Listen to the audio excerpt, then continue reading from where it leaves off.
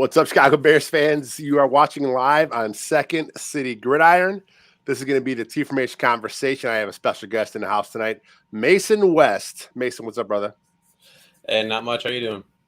Yeah, I'm doing good. For you guys who don't know, Mason is a physical therapist at Team Barrington. You know, I'll get into more of this when we actually start the podcast, but you know, it's cool to have his expertise added to this because my in-season T Formation conversation is all about the injuries. It's during the off season, it kind of goes different directions wherever it takes it. But in season, I have injury duty late Friday nights. I get the podcast up here really quick and get it out there to everyone, you know, because they like the fantasy players and then the gamblers, you know, they want to know those last minute injuries. So it's going to be awesome to have your expertise this year, Mason. Yeah, of course. I mean, it's one of those things where, you know, my passion's always been trying to help people in this medical field. And it's just cool that I get to cross it over with Bears, which I love as well. So it's just awesome to be able to do stuff like this. That's awesome. And you have a background. I mean, you've done some Bears stuff before. You were doing a lot of stuff with the Bears Bros back in the day, which, of course, turned into the Chicago Audible guys. So you have an experience doing all this kind of stuff. Oh, yeah. And, you know, you and I were talking about this. It was great being able to do that. So I'm not just chatting my patients' ear off all the time about, you know, football here and there and all my bad bets and things like that. So it's good to have a place to, you know, talk a little bit about it. Nice. All right. So you ready to record a podcast here? Yeah, let's do it. All right, let me get a quick drink here. Should be short and sweet tonight. Only 4 injuries between both teams, but we'll hit on some other stuff too. Sounds like a plan. Yeah, it's relatively clean on both sides. That's good. All right. What's up, Chicago Bears fans? This is T Formation Conversation. I'm your host, Lester Wildfang. And look, my in-season T Formation conversation has always been the injury report. And I am so pleased that this year is not just going to be my voice you hear. I actually got someone coming in to help me out here, Mason West, who received his doctorate of physical therapy, a bachelor's of science in neuroscience, and a master's in kinesiology. And when he's not on Twitter at West Sports PT, you can find him working at Team Rehab in Barrington, Illinois. Mason, did I get all the bases covered there? And when you say it like that, I sound way cooler than I really am. It's pretty awesome. The coolest part is you're a doctor, correct? Yeah, I am. You know, every once in a while I throw that, but like for the most part, I keep that on the lowdown. Man, if I had a doctorate and I had that was my title, that would be on everything. All my socials would be Dr. Lester. Everywhere you look would be doctor. That's cool that you're able to keep it on the down low. Yeah, you know, it's like I said, it's fun every once in a while, but it's nice for people to just be able to know you as a person, you know, a little bit more than that title. So, you know, it's a mix and match. I gotcha. So like I said, it's going to be a short and sweet show. Bears and 49ers injury report. And we're going to actually get into the Niners first because theirs is just as short as the Bears. George Kittle, he has not practiced all week. He has a groin injury. And there's some talk that he may try and play.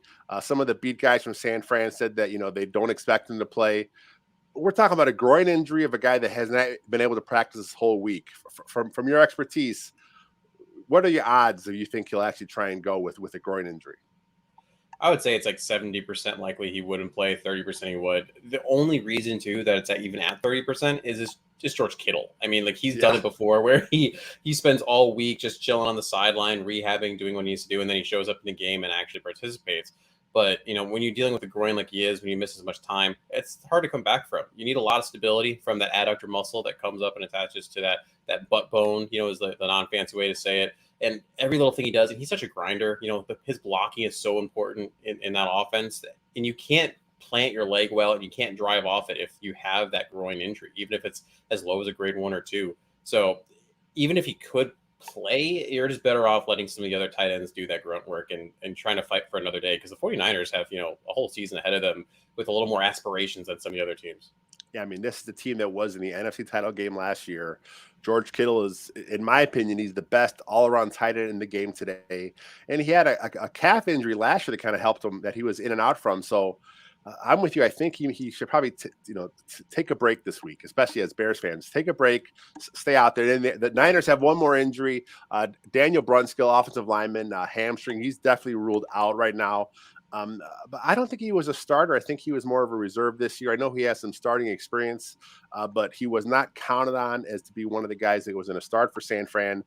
And their interior guard to guard is all going to be new players this year. So that plays well into the Bears because there's some question marks for the Bears at that D tackle spot. Yeah, even today there was some interesting stuff going on in terms of some moves the Bears were making at that interior line, and then of course too, like, even before that when they picked up Watts, it's been this ever moving piece. Justin Jones, can he come back from an injury that he had back when he was with the Chargers, and can he show out right? And but like you're saying, three new starters in there. I'm not. It's not the biggest thing in the world because I'm pretty sure Brunskill was going to be that backup center. I thought Jake Yeah. Brendel was really going to be the starter there, but you never know. It's one of those things. Now, what if Brendel goes down? Now, all of a sudden, you don't have your backup center. What does that look for the 49ers? So it still is a piece of the puzzle.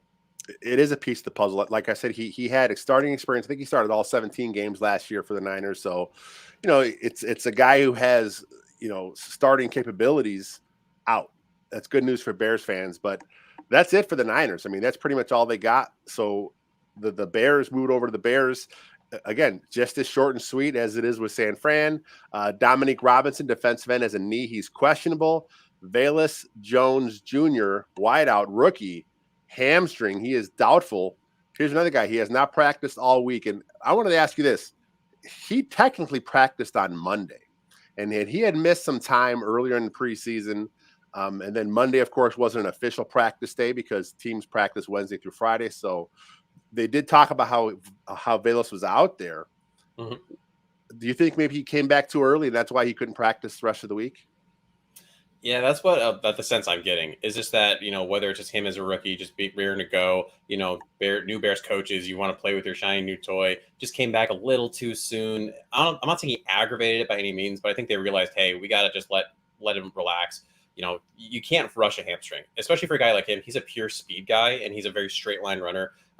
If you look at some of his routes he had back in the day when he was in college, they were not exactly those crisp, clean routes, right? So he really does need that pure speed, and that hamstring's so important, that eccentric control. And if you don't have that, you're more likely to either tear it potentially off the bone or potentially lead to something like an ACL tear. And it's just not worth it at this stage of the game. So the fact that he hasn't practiced this whole time, he hasn't been able to load it. It isn't strong enough in any phase, concentric, eccentric, any of those things.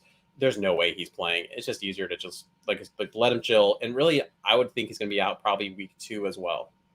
I mean, it makes the most sense. He's, like you said, he's a rookie at this point in the game. I mean, the Bears, yeah, we want to see them in the playoffs. We want to see them win all these games. But realistically speaking, I think the Bears know who they are this season, and they have some guys that can kind of fill those roles. And if he is out, which it seems like he's going to be out, Dante Pettis can come in and take some of those reps at receiver. As far as the punt return and the kick return, again, Pettis can do that in the punt game. Treston Ebner, Khalil Herbert. So they have some other options here. Is there a particular guy you want to see get those return reps instead of Velus? I would think Pettis is the one that really makes the most sense in terms of punt return. And then kick return would have to be, for me, Khalil Herbert. I thought he did a good job of that last year, and there's no reason to change that up. And it's really interesting, at least in terms of receiver. Now you actually might have new acquisition, right? Smith Marset sneak in there and get a couple more reps that he wasn't going to get before. He might be able to do that deep threat as well, because if you looked at him last year, pretty much all of his passes were deep downfield, so he fits that role relatively well. May even be able to do like an end around or two here and there as well. As Bears fans, we know this guy well because he killed the Bears last year, and that was like his biggest game. Like 5 catches, 100 yards, and he showed what he is as a player in that game. And I was surprised the Bears got him, but I think he's a good pickup. I think he fits the room well, and like I said, with Jones out, he may get some time. Whereas before, being so new to the team, that may not have happened. But now, I think he has a chance to get in the mix. Absolutely. Dominic Robinson, touch on him. I think he'll probably play. He was a full practice participant today. Usually in the NFL, when those guys are full on Fridays, it means they're going to go. But we are talking about your 4th or 5th defensive end. Maybe he's a guy that they want to just be cautious with. It's a knee. They haven't really talked much more about that. But just overall defensive end room. Are you confident if the Bears would have to shut him down at least for 1 week, that the Bears have enough guys there?